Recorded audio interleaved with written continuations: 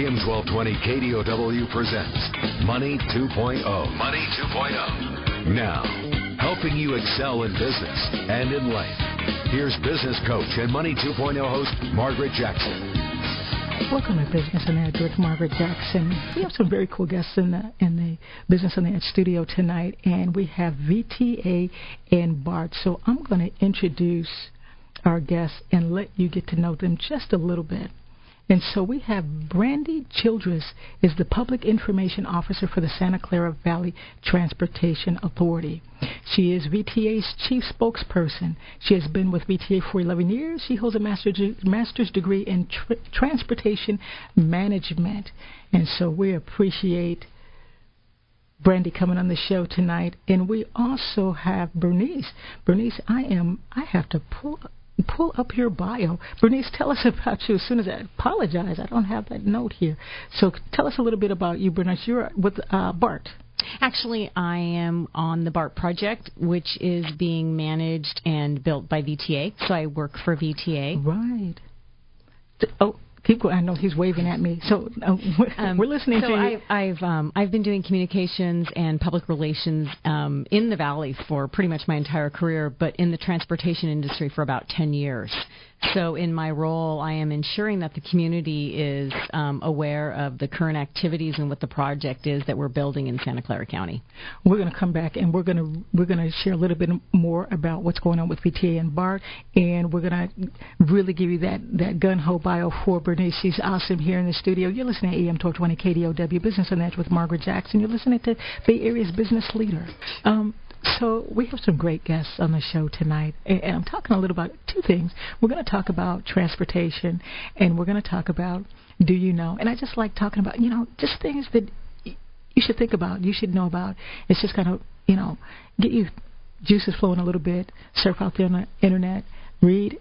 Statistically, Americans do not like to read. I love to read. We should be reading. There's great information out there.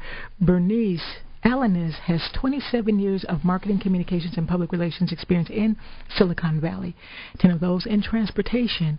Throughout her career, she has developed and implemented comprehensive communication, public relations, promotional, and outreach programs for major nonprofit and transportation capital projects and service programs. For the past 8 years, Ms. Alaniz has been at the Santa Clara Valley Transportation Authority, and for the last 4, she has led the communications and outreach for the BART extension into San Jose.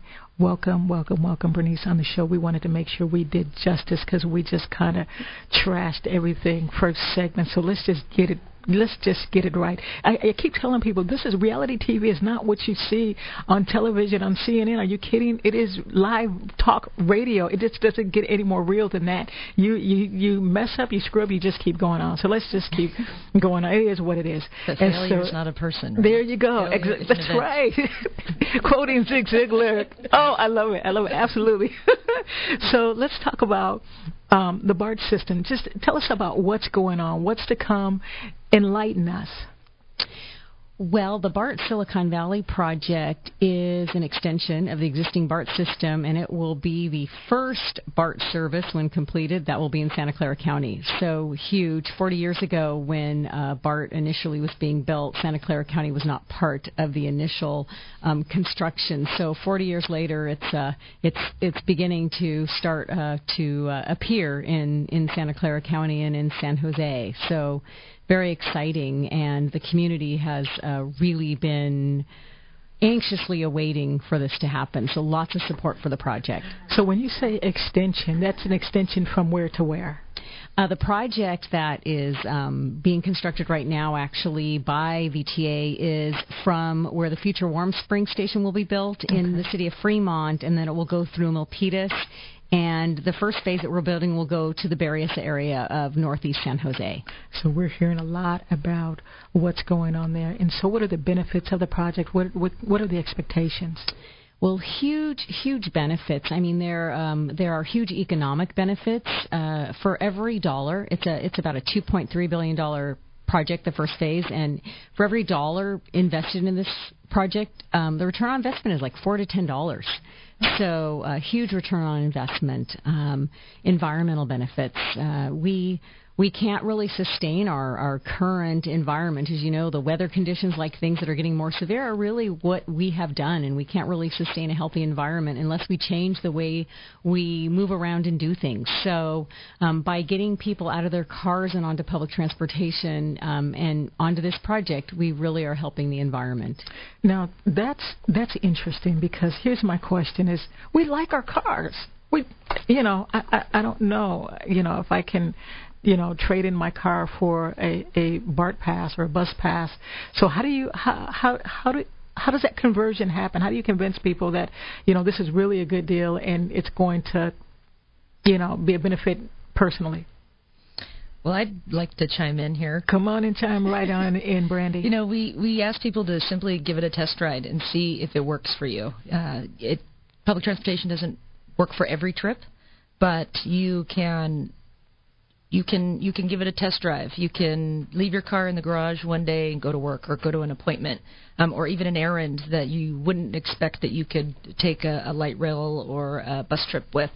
And it ends up working for people. And what VTA's tried to do is really speak to a more comfortable, more convenient ride. We just rolled out Wi-Fi on our light rail trains. We're introducing. There you go, right there, Wi-Fi. Just come on. Yeah, people get on the train just to use the hotspot. We've had people come to our board meetings and say that. They love it. I have a hot spot right here. I got my car. I got my hot spot. I'm still trying to be convinced to get on the bar to take the train or the bus. So when you say take it for test drive, and I'm just gonna, that's a free test drive, right? Well, not necessarily, but it's cost efficient. Right, it's cost efficient. Yeah. I'm just kidding, everyone. They're not giving out free bus passes or BART. Just calm down, getting really excited. I know you're packing up your laptops to get on that hot spot, but no. So it really is a benefit. Yeah, and you also speak to people's wallets. You can speak, or just to something that they want to do for the environment. So there's different ways to attract people to transit. And a side note, did you know, since we're talking about these things, a person who rides public transportation and driving a car can save up to $13,000 a year. That is amazing, Kevin. Money. $13,000. You have any cha-chings for me? I mean, are you kidding me? Thank you. Thank you. I'm like, right. So now they have my attention. Wasn't the hot spot. My car. I like my car, but $13,000. Oh my God. We have about 30 seconds. But give us $13,000, really. Yeah, these savings are based on, what the cost of commuting is for public transportation compared to owning the car, the wear and tear. And that was based on gas prices being at $3.71. We all know it's gotten a lot more expensive to drive. We're not excited about that. We're going to talk more about VTA BART transportation. And do you know, when we come back, you're listening to AM 1220 KDOW Business on the Edge with Margaret Jackson, Bay Area's business leader. Let's get back to our guests now. Give me the big picture on VTA. Help our audience, Brandi, understand what the whole scope is. We have a couple of minutes, so explain that to us. Sure. VTA is the transit provider for Santa Clara County. We operate the buses, the trains, paratransit, which is a fairly door-to-door service for those who are unable, because of maybe a disability, that they can't ride the light rail or buses on their own. We're also the congestion management agency for the county, which is unique. So we're not just the transit provider, but we are responsible for building bridges for pedestrians. We're responsible for bike lanes. We do highway project improvements. We're everything transportation. And it all flows really well because we're all trying to get cars off the road, but also get them moving more efficiently, too. So a better built interchange is going to help that. So it's all things transportation. We don't even think of, VTA having their hands in so many different aspects of how we travel, and really the logistics that go around to make that happen well for us. When we come back from our break, we're going to talk a little bit more about how they're making this happen. We're going to talk more about BART and the extension. You're listening to AM 1220 KDOW Business on the Edge with Margaret Jackson. Welcome back to Business on the Edge with Margaret Jackson. Did you know that the White House emailed me today about, I know, yes, I'm so moved right now. That's just awesome. Great. They emailed me about Vice President Joe Biden. He was shopping at a newly opened Costco for Christmas. And I love this because I'm like, the Vice President loves great deals as well. We get some great deals at Costco. And so kudos to him, and he's helping. I like stimulating this economy. He's spending his money. We have to spend money. We have to do what we can. And I often say this is, we look at our federal government, but there's things that we can do to improve our personal economy, and whether that's reskilling, whether that's developing new streams of income that we can bring into our homes, so we can continue to help our economy get better. I really, really strongly do not believe that it's going to be just a work of our federal government, but rather it's going to be a work collectively of our governments, state governments, the people of the United States to really see some change happen. So I like that he was shopping at Costco's, and, although I appreciate Nordstrom's and all of those places, but Costco's is kind of cool. So stimulating, kudos to the Vice President. And so what was going on, during this little visit? And he talked about the importance of extending tax cuts for the middle class. And, we are, as a middle-class society, we do not want tax cuts to be increased for the middle class. And if we don't get some resolve, we, middle class, can see maybe $2,000 of increased taxes in 2013. That's immediate. And so what's interesting about this, did you know that the White House asked people to tweet about how would you feel about an additional $2,000 that you would have to start paying in taxes next year? And so I thought, first of all, I sent my tweet in. So if you can find my sad story out there, you'll find my story out there, tweeting and responding to the White House. But I want to share a couple of the responses that people gave in terms of this $2,000 increase if we don't really have the Congress really coming together and saying, we're looking at the fiscal cliff, we're looking at all of this, these decisions we're waiting to happen before the end of the year. But I, for one, don't want to spend another $2,000 not in any taxes. But one tweeter, Colby from Mississippi, said this: $2,000 would allow me to pay off the student debt I have incurred to go to college. I am a first-generation college graduate, currently pursuing a master's of taxation degree. It just doesn't get any better than that. But that $2,000 it can go towards something else to help him continue to do what he's doing. Crystal from Alabama, that money would be 2 house payments. I love this. Our 3-car payment or 3-car payments, it would pay for medication for a year. So now 2 house payments, that's in Alabama. So those of us that are in California, really, I'm like, it's I love it, And then we have Sice from Washington, a whole year's worth of diapers for my daughter and my gas to commute to work. Although they should be listening to this show because they can actually commute on the VTA or BART, because that's what we're talking about tonight. That is what $2,000 means to me. So having said that, you can go and tweet at #My2K and let the President and the White House know how you feel about spending another $2,000 in 2013 if we don't get things resolved. We do not want to see that happen. But we have a caller. We're going to bring in Scott from Fremont, parking for BART stations. Hi, Scott. How are you? I'm good. How are you? And what's your question for our guests tonight? Well, I wanted to ask about the 2 stations and with respect to the parking situation, if there would be ample parking. I actually live in San Jose, but I work in Fremont, where I am right now.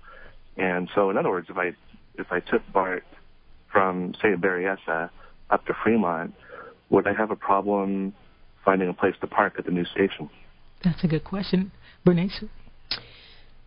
For the project that we're building right now, we are actually building parking to accommodate the parking needs like 10 years out. So on opening day, there will be double the required parking. So there won't be a lot of overflow parking in the neighborhoods. We're being really cognizant of that, and that we want to make it convenient and easy for people to get to the stations and utilize the BART system. And it's interesting, though, because of the interrelationship between the BART project and the planning that VTA is doing for its bus system and light rail, only about 30% of the people using the system are going to access the stations via an automobile. Many of them will take bus or light rail or transit. They'll take shuttles. They'll ride their bikes or they'll walk. So, Scott, how do you feel about that? That's a great answer. It sounds like you're going to have parking for your vehicle.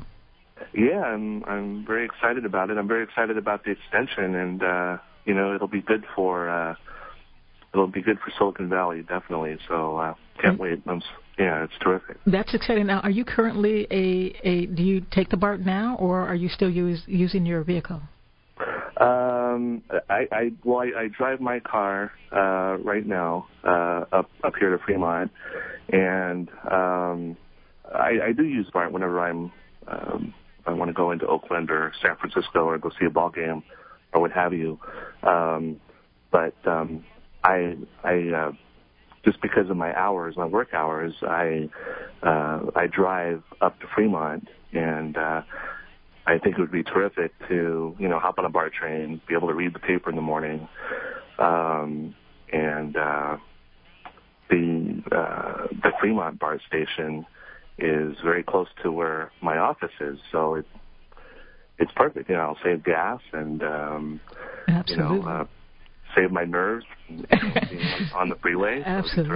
Absolutely. Thank you, Scott. I appreciate you calling in. And so this is Scott, who is a hybrid car and BART passenger. And by the way, if you want more information about trip planning, you can go to www.vta.org for any of the services, the contracts and projects that's going on. Employment opportunities. There are some employment opportunities. How about that? And we've been talking about the BART extension, and we've been talking a little bit about transportation. I have to ask this question. We don't have a lot of time left on the show, so the entertainment that occurs on, we all know, we've seen these YouTube videos. I actually am in awe, in total awe, as to how people can act on the bus, on BART, on the trains. I was actually in Chicago, and we were just talking on the break about a bus driver that hit a woman. And now, in his defense, she shouldn't have hit him. She shouldn't have spit on him. But he hit her so hard, I thought, oh, my gosh, she should have. I was surprised she wasn't passed out. And then he literally threw her off the bus. And you can probably find that. That was in Chicago, so if you want to look that up on YouTube. But safety is important. Yeah. And so we're sitting now, but you do have those that ride these transportations that are the antagonistic person. How do we deal with that? How do you deal with that? Yeah, well, needless to say, that man is no longer working for the Chicago Transit Authority. It's never a dull moment on transit. Right. But everyone, from all walks of life are taking our light rail, trips and on the bus, and it, for the most part, though, is a very safe way to go. Right. We want to be safe. Yeah, and we've got plenty of ways that you can ask for help. I mean, we are what we call a project safe place. If anybody is ever in danger, they can come to one of our operators, and we do get these requests for emergency help. But we've got, everything's very well lit. You've got emergency phones on the platforms at all the light rail stations, right. And we have a great security detail. We have, sheriff deputies that are dedicated solely to our transportation network. And that's fantastic, because I could see myself on my iPhone, and I have a new iPhone 5, and so I would probably get beat down or something before I could even get to someone, like, trying to use my phone. I'm so glad you bring that up. No matter what, you always have to be aware of your surroundings, right. Especially, moving buses, trains. Take those earbuds out of your ears when you're on a platform. Don't overly not pay attention and not, just check your iPhone, and you really need to be conscious of what's going on. We're addicted to this technology, and sometimes to our detriment.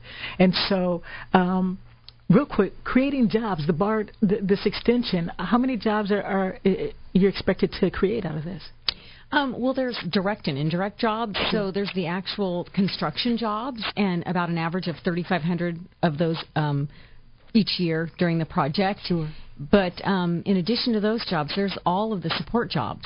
So there's all the jobs. Like, for instance, this project is going to take 4,200 tons of rail, and it's going to take 15,000 tons of steel. So it's all the jobs to manufacture those materials, and all of the, as you have those 3,500 employees working on the project, all of the support roles. The people that are feeding them in the local restaurants, and the places that are, servicing their cars, that they are coming down to work on the project. So huge job creator. This is fantastic. Now, we're at the bottom half of our show, and I have to tell you, you guys have to come back. We have to talk more about the BART extension, and this is due to be finished in 2016? The majority of construction completed in 2016, and then they do system testing and integration with BART operations. So service originally planned for 2018, but we anticipate delivering passenger service sooner than that. I love it. I just appreciate our guests, VTA BART extension, Bernice and Brandi, fantastic. Please come back on the show. We're going to have a good time next time. It's just, and I told them it's okay to laugh out loud, but you listen to AM 1220 KDOW, Business on the Edge with Margaret Jackson, Bay Area's business leader. We'll see you next week.